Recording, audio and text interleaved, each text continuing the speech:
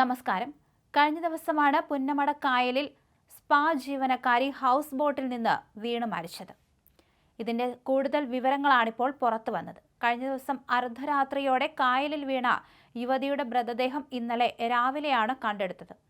അതേസമയം സംഭവത്തിൽ ചിലർ ദുരൂഹത ആരോപിച്ചിരുന്നു. ബോട്ടിലുണ്ടായിരുന്ന 5 യുവാക്കളെ പോലീസ് വിശദമായി ചോദ്യം ചെയ്തു.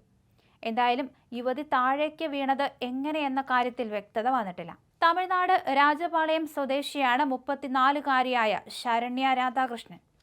സ്പായിൽ ജീവനക്കാരിയായിരുന്നു. തമിഴ്നാട്ടിൽ നിന്ന് എത്തിയ 5 യുവാക്കളടങ്ങുന്ന സംഘം സ്പായിൽ നിന്ന് ശരണ്യയെ ഹൗസ് ബോട്ടിലേക്ക് കൂട്ടിക്കൊണ്ടുപോവുകയായിരുന്നു. ഇവിടെ വെച്ചായിരുന്നു അപകടം സംഭവിച്ചത്. ഇവരെല്ലാം ഒന്നിച്ച് സംസാരിച്ച് നിൽക്കുന്നതിന്റെ CCTV ദൃശ്യങ്ങൾ പോലീസിന് കിട്ടിയിട്ടുണ്ട്. അതേസമയം ഹൗസ് ബോട്ടിലേക്ക് കയറുന്നതിനിടെ ശരണ്യ കാൽ വഴുതി താഴേക്ക് വീഴുകയായിരുന്നുവെന്ന് ഈ 5 യുവാക്കളും പറയുന്നുണ്ട്.